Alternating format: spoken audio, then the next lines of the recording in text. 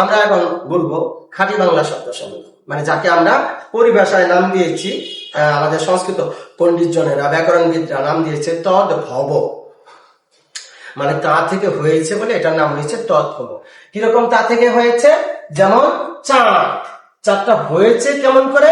ছিল চন্দ্র, প্রাকৃত জন এটাকে উচ্চারণ না করতে পেরে বলেছিল চন্দ্র, তারপরে এটা ন যেহেতু ছিল নাসা, এই চন্দ্রবিন্দুটা দিয়েছে চাঁদ।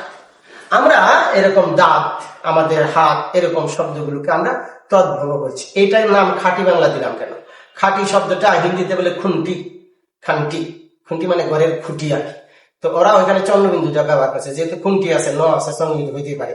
সে থেকে আমাদের খাঁটি বাংলা কিন্তু চন্দ্রবিন্দু চলে আসছে, খাঁটি বাংলা মানে যেটাকে আমরা বলি বিশুদ্ধ বাংলা।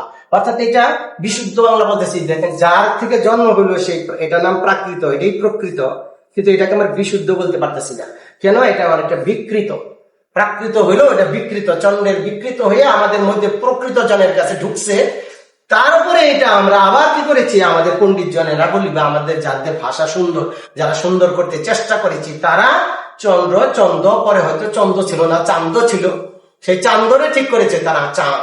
এরকম করে কয়েকটা ধবা পেরিয়ে একক ব্যঞ্জন গুলো লুপ পেতে পেতে আমরা এই রফলা লুপ পেয়েছে, এখানে ন লুপ পেয়েছে, এই লুপ পেতে পেতে একক ব্যঞ্জন লুপ পেতে পেতে এরকম শব্দটি চাঁদ পেয়েছে। এটাকে আমরা তদ্ভব বা খাঁটি বাংলা বলেছি। এরকম শব্দের সংখ্যা কত শুনলে অবাক হবেন, 40,000। ভাবা যায় এই 40,000 কি চারটিখানি কথা নাকি? এত শব্দ এটার মধ্যে, এটি কিভাবে মনে রাখবো? মনে রাখা তো 40,000 তো আর মনে রাখা যাবে না। মনে রাখার কতগুলো টেকনোলজি তো অবশ্যই আছে। সেটা কি? যে আমরা দেখবো যে এরা মোটামুটি দেশি শব্দে ছড়াটা শিখে ফেলেছি, দেশি না বাদ দিব, এটি বিদেশি শব্দ বাদ দিব। তাহলে দেশি আর বিদেশি যদি বাদ দেই, আমার হাতে থাকবো তৎসম, অর্ধতৎসম, তদ্ভব। তো অর্ধতৎসম তো প্রাকৃত শব্দ, ভাঙ্গা শব্দ, এটা তো বুঝাই যাবে কিছুটা, ঠিক আছে? যেমন জ্যোৎস্না না বলে জ্যোৎস্না বলবে, রাত্র না বলে রাত্রি বলবে, পত্র না বলে পত্তর বলবে, পুত্র না বলে পুত্তর বলবে, তখন আমরা অর্ধতৎসম বুঝে পাবো। তাহলে আমাদের মূল সমস্যা থাকবে এই 55,000 শব্দ তৎসম আর 40,000 এর পেটে থেকে জন্ম নেওয়া, এই নানির কাছ থেকে যাওয়া এই 40,000 শব্দ, এই মানে বিশাল পরিমাণের শব্দগুলো, এই শব্দের গুলোকে আমরা যদি আমাদের অঙ্গ প্রত্যঙ্গের দিকে তাকাই, তাহলে কি করি? অঙ্গুরি, তাহলে থাকলো আঙ্গুল। না আসছে কই থেকে? নাসিকা। যদি কাউকে প্রশ্ন করা হয় নাক না নাসিকা কোনটা বেশি শুদ্ধ মনে হয়, কোনটাকে বেশি পিওর মনে হয়, কোনটাকে একটু কঠিন কঠিন মনে হয়, কোনটাকে একটু আভিজাত্যপূর্ণ মনে হয়, তখন নির্দ্বিধায় বলবে নাক নয় নাসিকা। ঠিক আছে? যেমন চক্ষু আর চোখ, আমাদের প্রত্যঙ্গগুলি দিকে তাকাই, চক্ষু তৎসম বোঝা যায়, চোখ বাংলা। তাহলে এইভাবে আমরা কি করি? তৎসমগুলোকে যদি আমরা চিকুর থেকে চোখ, আমরা গ্রীবা থেকে গলা, পৃষ্ঠ থেকে পিঠ, কিন্তু পেট না। আমরা আগেই বলছি পেট কিন্তু তামিল সত্য, সুতরাং ওই সময় ক্ষুধার্ত ছিলাম, পেটের ব্যাপারটা আলাদা থাকুক। আমরা হস্ত থেকে হাত, আমরা একটা ছড়া পড়তাম মনি চৌধুরী বইয়ের মধ্যে, কফনি বণিক গণ, কফনি বণিক গণ, চাণক্য মাণিক্য গণ, বাণিজ্য লবণ মন, বেনুবিনা কঙ্কন কণিকা, সেখানে কফনি গণিক গুণ ছিল। এই কফনিরা অনেকে বুঝতো না। কফিনি মানে হলে যে কুনি, কুনি এলবো, এটা বাংলায় হয়েছে কুনি, আমরা কুনি মারলাম।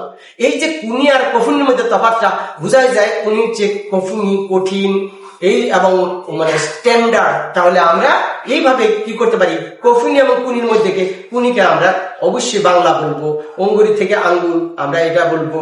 আমার দন্ত থেকে দাঁত হয়েছে, উষ্ঠ থেকে উঠ হয়েছে, অধর হয়েছে, আমাদের পদ থেকে পা হয়েছে, আমাদের এই অঙ্গ প্রত্যঙ্গের পৃষ্ঠ থেকে পিঠ হয়েছে, বক্ষ থেকে বুক হয়েছে, গ্রীবা থেকে গলা হয়েছে। আমরা এই অঙ্গ প্রত্যঙ্গ গুলি দেখে যেরকম দেখতেছি, এরকম করে আমরা শব্দগুলোকে কি করি? যে বুৎপত্তিগত ভাবে যদি দেখি, যেমন চন্দ্র থেকে চট হয়েছে, হস্ত থেকে হাত, অংশ থেকে আশ হয়েছে, বংশ থেকে বাঁশ ছিল, বংশ বাংলায় বংশ না হয়ে গেল বাঁশ। এসব যদি না পারিস তো কাটকে ঘুরার খাস। এরকম করে আমরা একটা কবিতা বানাই আর কি। আরো বানাই এইভাবে, মা পিসি ঝিমে, নাক কান চোখে, সোনা মাটি বউ, 12 রানী 13 চোখ। এরকম করে ছন্দে ছন্দে আমরা বুঝাতে চেষ্টা করি যে এই যে মা, মাতৃকা থেকে মা, হ্যাঁ, পিতৃ থেকে পিতা, পিতাও সংস্কৃত, ঠিক আছে? আমাদের পিতৃশ্বশা থেকে পিসি, মাতৃশ্বশা থেকে মাসি, আমাদের এরকম শব্দগুলোকে তৎসম থেকে বে বে বে বে আমরা তদ্ভবের দিকে চলে এসেছি। তাহলে এই তদ্ভব শব্দ চেনার উপায় একটা সহজ সরল কি, আবারও বলেছি, সবচেয়ে সহজ উপায় যে বাংলা ভাষায় ফরাসি শব্দ যেমন চেনা যায় শব্দের শেষে চন্দ্রবিন্দু দিয়ে রেনিশন, আর আমাদের বাংলা খাঁটি বাংলা এটা তৎসম না, সংস্কৃত না, তার বড় প্রমাণ হলে চন্দ্র। এই চন্দ্রবিন্দুর চাঁদ দেখে অন্তত আমরা বলতে পারবো যে একদম পিওর কি শব্দ, একদম সংস্কৃত শব্দ নয়, এটা খাঁটি বাংলা শব্দ।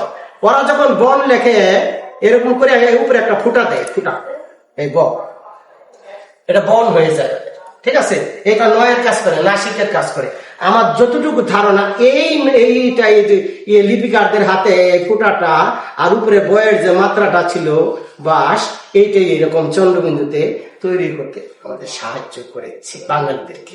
লিপিকারদের হাতে এরকম চন্দ্রবিন্দু তৈরি হয়েছে। তাহলে আমরা দাঁত, আমাদের আঁক বা আঁকা, এরকম শব্দগুলি আমরা যত দেখবো, হ্যাঁ, বংশ থেকে বাস, অংশ থেকে আঁশ, এই ধরনের চন্দ্রবিন্দু দেওয়া শব্দগুলোকে আমরা নিমিশেই আমরা ধরে ফেলতে পারবো। আর এছাড়া সরলীকরণ বলে একটা কথা ছিল, সেখানে যুক্ত ব্যঞ্জন থাকবে কম, একদম ওই যে হস্ত মধ্যে যুক্ত ছিল, হাতের মধ্যে যুক্ত ব্যঞ্জন ছিল না। এইভাবে আমরা খাঁটি বাংলা শব্দগুলোকে চিনে নিতে পারি। এছাড়া আমাদেরকে তৎসম শব্দ যদি চিনে ফেলতে পারি, তাহলে আমি তদ্ভব চিনবো, যেমন তেমনি তদ্ভব যেমন চিনতে পারি, তেমনি করে আমরা তৎসম চিনতে পারি। আবার নট অনলি দ্যাট, আমরা যখন আবার অর্ধতৎসম শিখবো তখনও কিন্তু আমরা তৎসম তদ্ভব মানে শিখতে পারবো, মানে তারপরে আমরা বুঝতে পারবো। তৎসম সবার শেষে আমাদের ধরতে হবে। তৎসম শেখার অনেকগুলো উপায় আছে। আমরা আপাতত তদ্ভবের এখানে ক্ষান্ত রাখছিলাম যে মা, পিসি, ঝি, মেয়ে, কিংবা নাক, কান, চোখ, মুখ, দাঁত, এগুলো আমরা আমাদের খাঁটি বাংলা শব্দ। এবং এই শব্দ ভান্ডার, এই 40,000 শব্দ ভান্ডার নানান ভাবে সমাসের সাথে নানান ধ্বনি পরিবর্তনের মধ্যে দিয়ে আমাদের প্রতিনিয়ত কখনো কখনো কম্পাউন্ডিং করে তৎসম শব্দের 55,000 সৈন্যকে সাথে নিয়ে বিদেশিদের সঙ্গী করে আমাদের এই বাংলা ভাষার একের নোবেল বিজয়ী রবীন্দ্রনাথ থেকে বিদ্রোহী কবি নজরুল ইসলাম থেকে শুরু করে আমাদের সবাইকে কি করেছে, এখন পর্যন্ত সচল করে রেখেছে এবং আগামী বহুদিন এটিকে সচল করে রাখবে। কাজে খাঁটি বাংলা শব্দটি কোনো বিকল্প নাই, এটি অনেকটা মোলায়েম এবং মধুর। আমরা জাতীয় সঙ্গীত শুনলেই বুঝি যে আমাদের এখানে যুক্ত ব্যঞ্জনের শব্দ কিন্তু কম, তাই এইটা আমাদের কানে খুব সুন্দর কিন্তু বাজে। আমার সোনার বাংলা, আমি তোমায় ভালোবাসি। এটি যে সংস্কৃত হইতো কি হইতো, আমার থাকতো না, সেটা মম হয়ে যেত। সোনার থাকতো না, তার স্বর্ণের হয়ে যেত। বাংলা তো আর বাংলা থাকতো না, তো বঙ্গ থাকতো। তাহলে কি এই মম, স্বর্ণ, বঙ্গ এইসব বলে আমার কি এই জাতীয় সঙ্গীত আর এরকম মধুরত্ব না? তাহলে আমাদের মধুর হবে কখন, যখন আমার নিজস্ব ভাষার যেটা আমাদের কারিগররা যেটা বানিয়ে দিয়েছে, আমার মতো করে বানিয়ে দিয়েছে, এই 40,000 শব্দ, এই 40,000 সরল সহজ একের আমাদের কোমল মায়ের মতো মধুর এই শব্দগুলোকেই আমরা তদ্ভব বলে বিবেচনা করব এবং ধীরে ধীরে আরো অনেকগুলো প্রক্রিয়ার মাধ্যমে এগুলি শিখব।